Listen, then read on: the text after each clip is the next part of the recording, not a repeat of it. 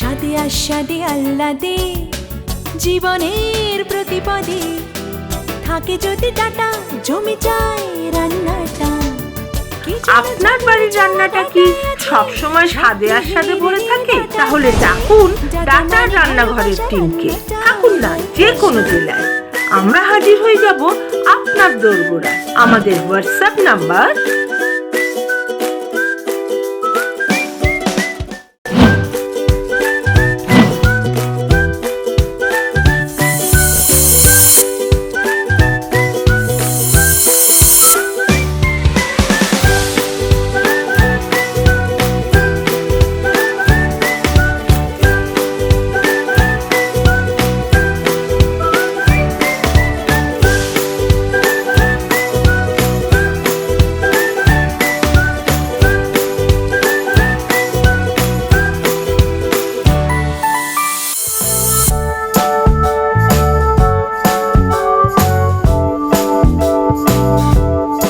চলে এসেছি আমি ডাটার রান্নাঘরে।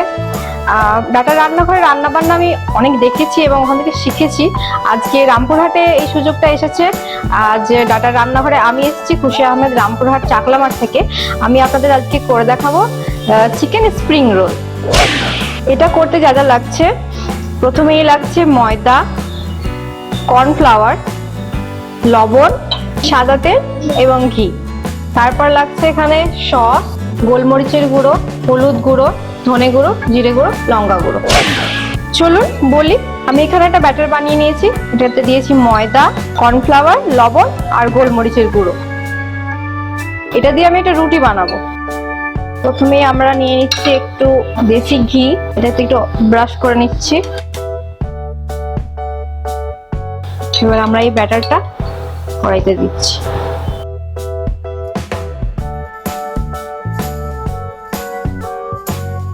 হয়ে গেছে আমাদের রুটিটা রেডি। আমরা এবার এটাকে এখানে ঢেলে নেব।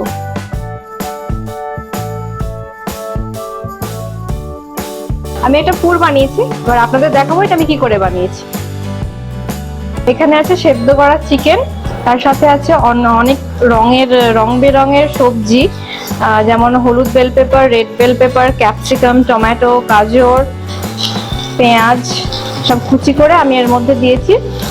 এটা একটু ভাজবো আমরা। আর তার সাথে দিয়েছি ডাটা গুঁড়ো মশলা।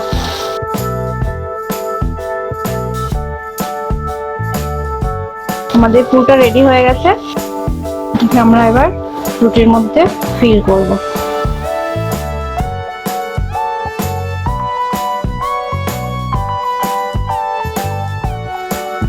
এইভাবে রুটিটাকে আমরা রোল করে নেব।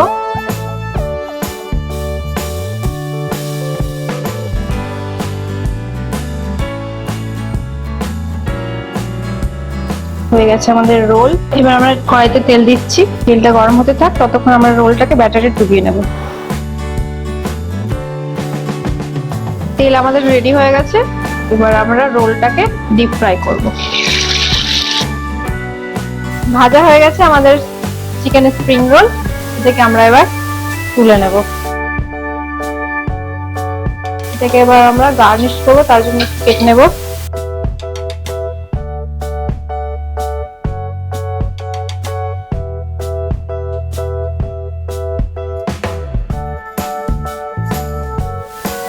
তৈরি হয়ে গেছে আমাদের চিকেন স্প্রিং রোল। আপনারা বাড়িতে অবশ্যই ট্রাই করবেন এবং আমাদেরকে জানাতে ভুলবেন না কিন্তু। যদি আমার রেসিপিটা ভালো লাগে তাহলে আমাকে একটা লাইক করবেন আর রেসিপিটা শেয়ার করবেন আর আমাদের চ্যানেলটাকে সাবস্ক্রাইব করবেন। Thank you.